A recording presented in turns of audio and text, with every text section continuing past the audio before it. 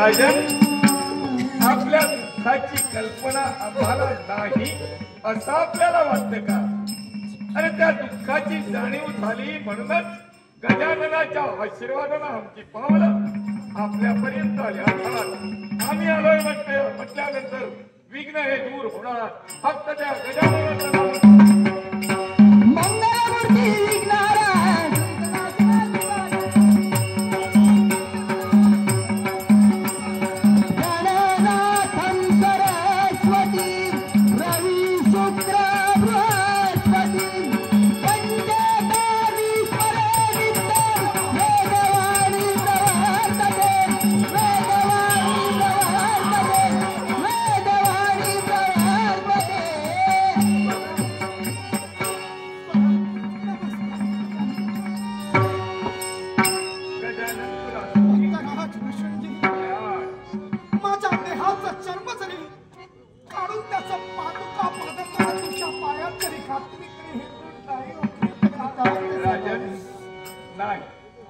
तुला करायची नसेल तर गजाननाची भक्ती कर,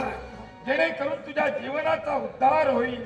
तुझा पुत्र तुला मिळाला, पण मनात तुझा शंका असेल, मृतावस्थेतील पुत्र पुनश्च जिवंत झाला कसा आणि याचा मृत्यू आला कसा? याचा मृत्यू नैसर्गिक नव्हे, याचा मृत्यू नैसर्गिक नव्हे, तर हे कुमांड जाणून बुजून कुणीतरी केलेलं आहे. हेतू पुरस्कृत हे केलेलं आहे. अर्थात ज्यानं कुणी केलंय त्याला माझा शाप आहे. त्याच्या सर्वांगाला कुष्ठरोग होईल, कुष्ठरोग होईल, कुष्ठरोग होईल. माझ्याच राज्यात माझं वाईट चिंतन करणारे कुणी आहे? कोण आहे व्यक्ती? काळा वेळानं तुझ्या समोर येईल. कल्पना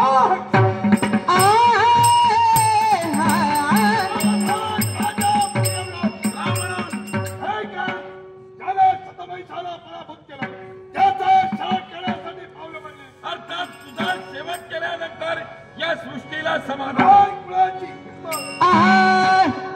कल्पायुष्य पावेत या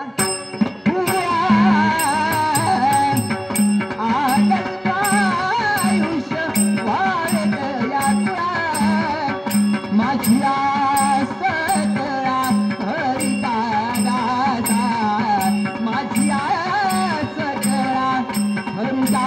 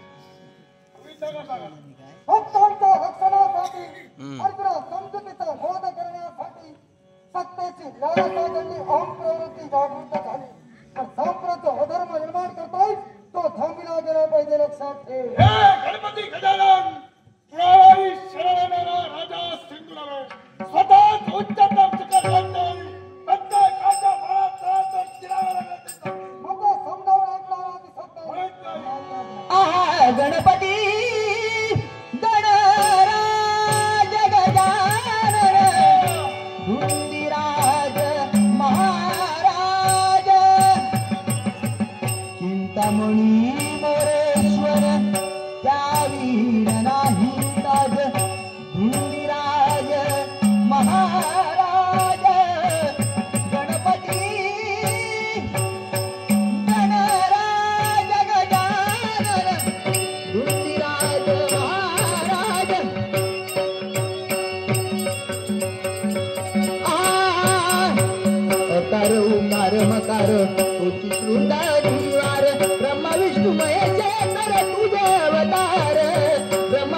मयेश्वर तुझे अवतार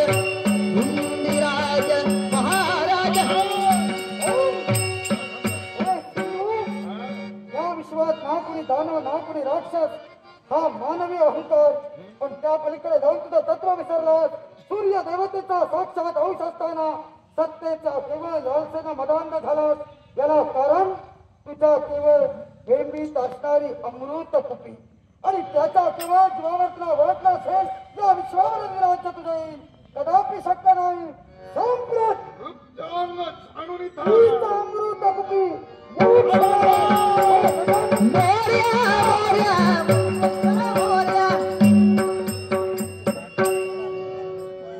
तुझं दर्शन घडलं मी कृतकृतार्थ सगळं पावन समर्पण देवा मनात माझा संभ्रम आहे माझ्या बाळाच्या देहातील पंचप्राण काही क्षण निघून गेले पण तेव्हा भक्तराज भुषुंडींचं आगमन झालं पुनर्जीवन त्याला मिळालं पण त्यावेळी त्यांच्या मुखातून शब्द बाहेर पडले ही कृती हेतू पुरस्कृत आहे आणि ज्या व्यक्तीने हेतू पुरस्कृत ही कृती केली आहे तिला आपण शाप देतोय तिच्या शरीराला कुष्ठरोग कोण माझा अनहित चिंतितोय ती व्यक्ती कोण हे जर का तुला पाहायचं असेल तर या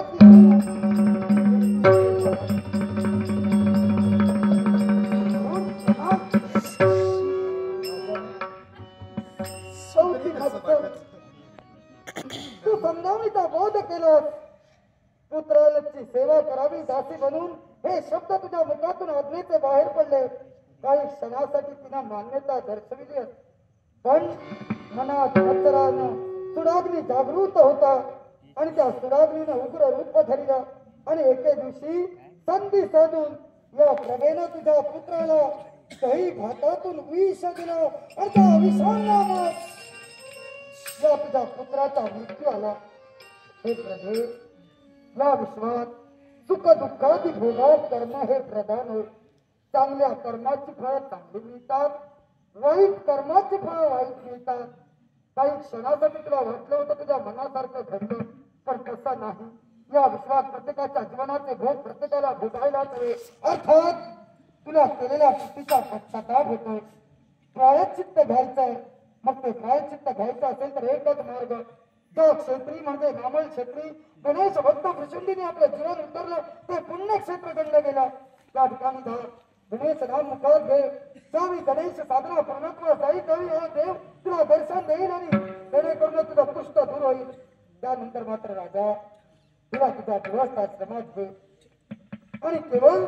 तुझ्या पुरुषार्थापासून तुझ्या तेजापासून तुला गर्भधारणा होईल आणि तुझ्या राज्याचा अभ्युदय साधणारी पुत्र संततीचा तुला प्राप्त होईल असा माझा आशीर्वाद आहे देवप्पा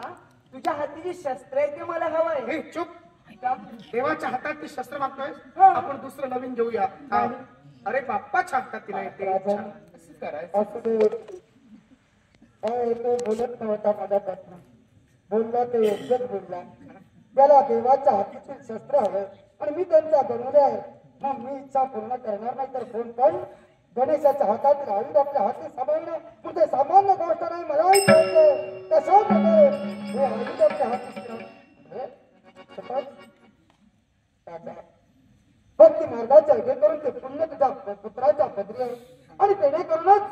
गणेशाच्या हाती असणारा आयुध म्हणजे परशु सहज त्याला हाती स्वीकारला आणि मी तो त्याच्याजवळ का दिला तर आजपासून 21 दिवस पावेतो हा परशु इथपर्यंत राहणार त्याला कारण काय तर जो सिंधूचा शेवट आम्ही केला त्याची माता म्हणजे उग्रा पिता चक्रपाणी त्यांची इच्छा होती देवा आमच्या पुत्राचा शेवट तुझ्यातून झाल्यानंतर तो विरह आम्हाला सहन होणार नाही तेव्हा काही क्षण तरी आमचा पुत्र बनून तुझी सेवा करण्याचं भाग्य आम्हाला दे तेव्हा त्यांची इच्छा पूर्ण करण्यासाठी मी त्यांच्या घरी जाणार आणि म्हणूनच 21 दिवस हे माझा आयुध हा परशु तुझ्या पुत्राच्या स्वाधीन राहणार पण गणेशाच्या हाती असणारा परशु या तुझ्या पुत्रानं आपल्या बाहूत सामाविला म्हणून या तुझ्या पुत्राची नावानं ओळख होईल ती कुठल्या असेल तर याआधी शिप्र प्रसादम असं तुझ्या पुत्राचं नाव होतं पण यापुढे हाच पुत्र या विश्वात परशुबाहू म्हणून गणला जाईल असा या देवाचा आशीर्वाद आहे राहिला कृष्ण भक्तराज प्रसिद्धीची ओळख झाली पण खऱ्या अर्थानं हा खग म्हणजे पक्षी हा पक्षी माझं वाहन बनून इथपर्यंत आला या विश्वात या पक्षाचं नाव मयूर. पण या मयुरावर आरूढ होऊन हा केवळ जगाचं कल्याण करण्यासाठी, जगाचं हित चिंतण्यासाठी, विघ्न निवारण करण्यासाठी जाणारा ईश्वर. म्हणून आजपासून या मयुराच्या नावावरून माझ्या नाम मालिकेत आणि अवतार कार्यात भर पडेल. या विश्वात गणेशाच्या नावाला अखिल विश्व याच्या पुढे मयुरेश्वर महागणपती म्हणून ओळखतील, असा माझा आशीर्वाद आहे. असा माझा आशीर्वाद आहे. हॅलो रसिक प्रेक्षक, बराच वेळ झालेला आहे. नाटकाची भैरवी शिल्लक आहे.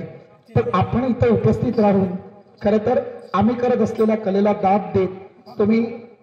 मनोरंजन तुमचं करून घेऊन आम्हाला साथ देत आहात. आता फक्त शेवटची 5